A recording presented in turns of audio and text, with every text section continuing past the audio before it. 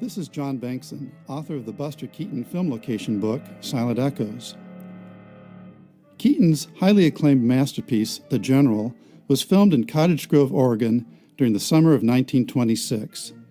Many of the settings used by Buster in Cottage Grove still exist today. Let's begin a brief tour of the settings from The General. This single photo looking south reveals much of how and where The General was filmed in Cottage Grove. In the background, we see the distinctive ridge lines of Knox Hill to the left and Hanson Butte in the center. In the foreground, we see parallel tracks, which ran for about a half a mile or so on the east side of town.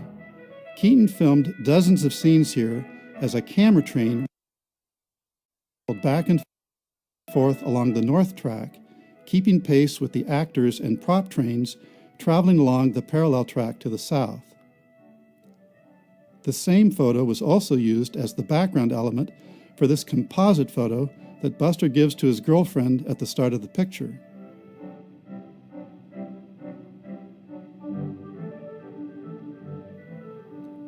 Today, Knox Hill and Hanson Butte are still prominent features of Cottage Grove.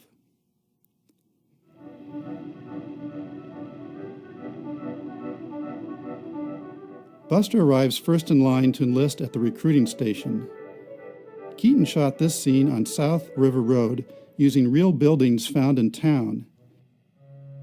In the background stands the tower of the former West Side Fire Station. This vintage photo shows the West Side Fire Station closer up. The tower was used to hang wet hoses out to dry.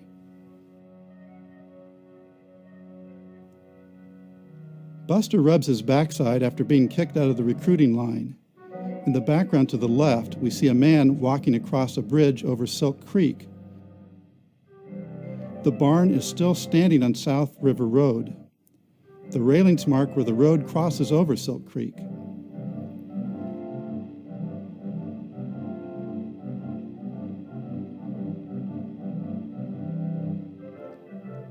The Union Camp set was situated near the foot of Mount David in Cottage Grove.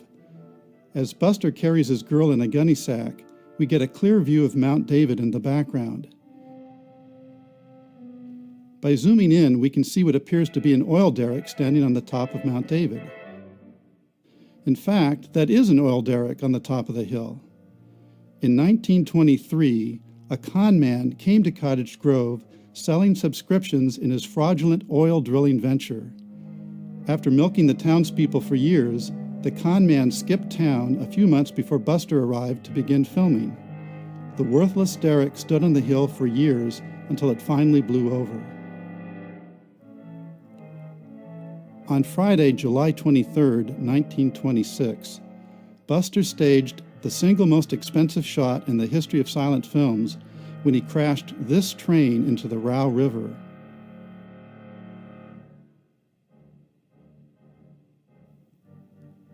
The fallen engine lay fixed in the riverbed as a minor tourist attraction until it was finally salvaged for scrap during World War II.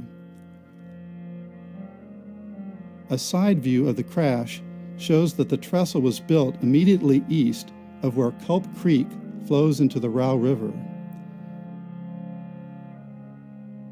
You can find the spot today by traveling upstream a bit from near the Culp Creek post office trailer. Having defeated the Union troops, Buster and company marched proudly home from the corner of Adams and 16th Street. The house in the background remains essentially unchanged even today.